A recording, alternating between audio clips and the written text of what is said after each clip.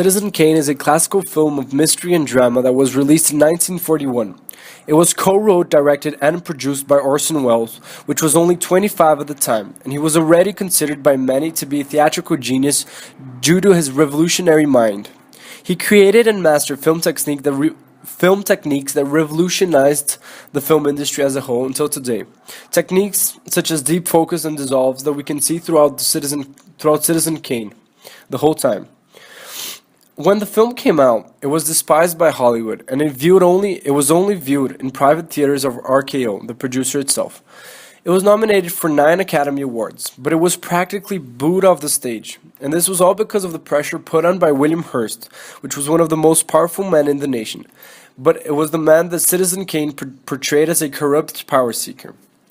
In the end, the film only won 1 award, and that was for Best Screenplay, which Welles had to share with Herman Mankiewicz, because no one knows who came up with the idea first. But Mankiewicz claimed that he proposed the idea to Welles about making a prismatic movie about the life of a man seen from different points of view. And this was the idea that excited Welles to use Hearst as an inspiration for the protagonist. Citizen Kane has many themes throughout it, but the most important ones will be power, vanity, innocence, and the American dream. Power because when Charles Foster Kane was 25 years old, he received a list of holdings that would comprise his fortune. His fortune was already the 6th largest in the world, but all he cared was about the New York Inquirer, a ailing newspaper that he wanted to take over. He reveals that in his early days of running the Inquirer that he had an idealistic look. He didn't care about the money for himself because he already had a lot of that. He cared about the public opinion. He wanted the power to rule over the public. So with that, he started publishing stories that would capture the attention of the poor public itself. But his power was lost in an instant when he refused to cave Jim Getty's blackmail scheme and when his affair with Susan Alexander was revealed to the world. He went from being a almost elected governor of New York to a ruined man with a pretended marriage due to his inflated ego. He is far more concerned with how he appears to others than how he is affecting the people around him, which is one of the reasons he ends up alone in the film. The film is an endless pursuit of the meaning of Rosebud, which was Kane's last word.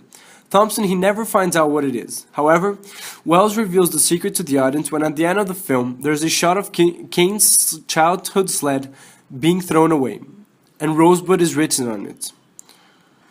This image, it represents the one thing that Kane longed for all his life but could never reclaim, and that is his innocence. The scene I want to analyze is when Mr. Thatcher comes to Colorado to take Kane away from his parents. We can see Kane playing outside with his sled. He seems to be happy and carefree. That sled captures this moment. This moment is the last time Kane was an innocent child before his wealth, and all the expectations that came with it were forced upon him. Just to talk about the American dream theme present in the Citizen Kane, the term American dream refers to the concept that anyone can come to America and do well if they work hard, regardless of their social class or circumstances. This comes from the idea of all men are created equal from the Declaration of Independence.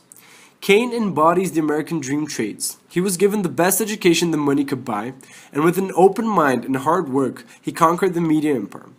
But the film shows that the goals of the American dream, like power, wealth, and status, are empty and worthless. So in the end, Kane ends up dying alone, in the castle that he builds with the spoils of his own American dream, saying sorry to his lost childhood. I have chosen this scene to analyze this scene because, as I said before, it's a turning point in the movie. It is the last time Charles Foster Kane appears as an innocent child, as an innocent person at all. It's the moment in his life that takes an upward slope, but a downward slope as well. He manages to reach success and power, but he loses it all due to his vanity and lack of innocence. The scene starts with Charles Kane in the middle of a white snowy background. He's the only dark part of the frame at first. He's playing outside in the snow with his sled and a snowman next to him. Inside the house are his parents and Mr. Thatcher. His mother, Mrs. Kane, the owner of the boarding place, seems to be very worried but decisive. His father looks worried as well, but a bit confused. He doesn't agree and doesn't want to send Kane away. Mr. Thatcher is not really open to any discussion and acts as if everything is already settled. So every time Mr. Kane is answering questions and saying that he can work things out, Mr. Thatcher basically ignores him. When his mother sits down with Mr. Thatcher on the table to sign the paperwork, we can see Kane through the window outside. The window serves as a frame to show and emphasize Kane. Here is a good example of Wells' excellent use of deep focus. Kane is way in the back of the frame, but is still in focus. So this is giving him as much importance to the scene as the people inside the house.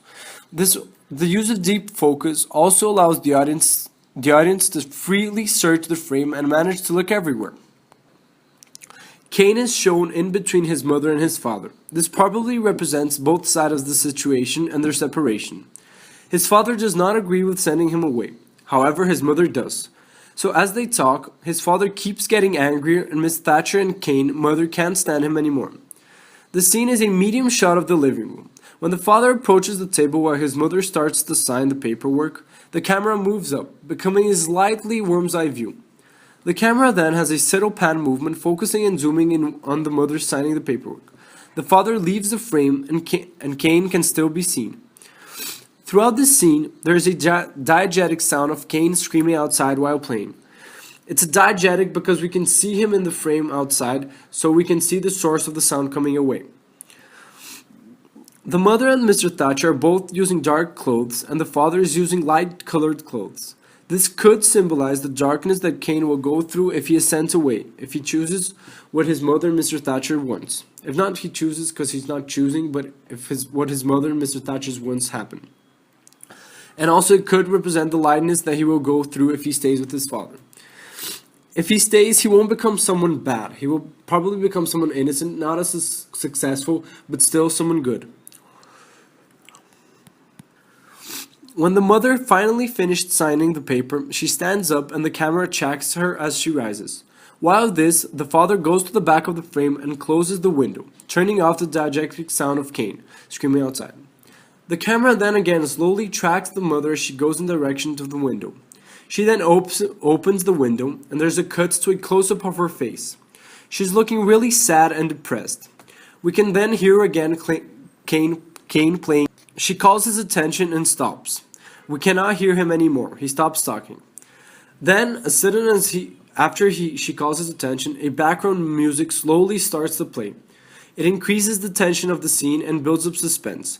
It foreshadows something bad will happen eventually. This is right when Mrs. Kane says that she already packed his trunk. As they go outside the house, the camera pans from inside to the outside, showing them at the front step of the house. We can see that it's a set because this free movement of the camera allows to do so in a set and not in a built house. The camera then only stops once the snowman appears on the frame, then followed by Kane that comes running in. Kane is looking sad and unsatisfied with the presence of Mr. Thatcher. Once his father starts speaking, he goes in direction to give him a hug. This shows the audience that Kane has a healthier and more lovable relationship with his father, rather than with his mother. His father even cares more about Kane by wanting him to continue to live with them. His mother doesn't seem happy with them hugging and immediately calls Kane away. While she tells him Mr. Thatcher will take him on a trip, we can see the innocence of Kane. It is portrayed by the actor very well. He doesn't smile once and he seems confused and lost with what's going on. When he finds out his mother is not going, he becomes outraged and starts questioning about what is going on.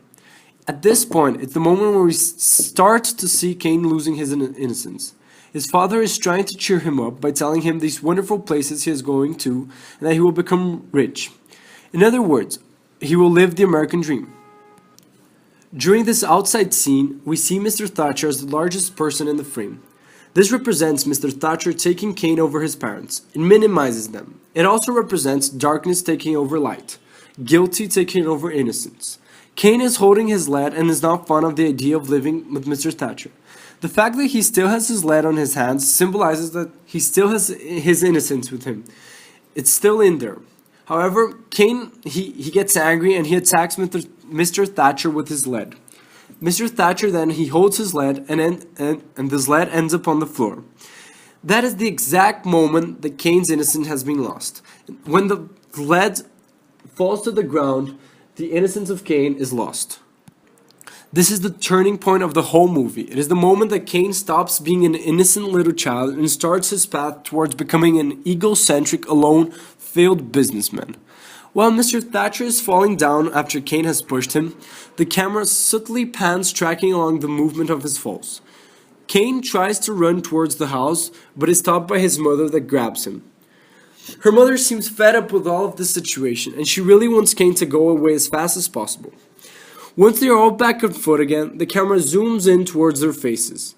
In the frame, we can see his mother having a stare-down with his father, and Kane having a stare-down with the Thatcher, again symbolizing the battle between darkness and light, also the battle between good and evil. It cuts to a close-up of his mother's face that pans along down to an extreme close-up of his face staring intensely at Mr. Thatcher. This moment we see Kane has lost it. His face, he has a look of fear in his face, outrage, sadness, and he's just angry. Then there is a dissolve showing Kane's lead on the ground, while snow slowly covers it up, representing Kane's lost childhood and his innocence going away. The snow has completely covered up this lead, and so this is his innocence being lost away. This whole extract of the movie consists only of 6 different shots, 2 of which of them are longer than 1 minute and a half, and 4 are shorter than 15 seconds. When we're inside the house, we can see a low-key lighting, and when we're outside the house, we can see a high-key lighting. This is probably because the wideness of the snow outside, it lightens up the whole scene. This extract is very important for the film as a whole, because it is the moment that innocent young Charles Foster Kane starts his journey towards becoming rich, powerful, failed, egocentric, and lonely Charles Foster Kane.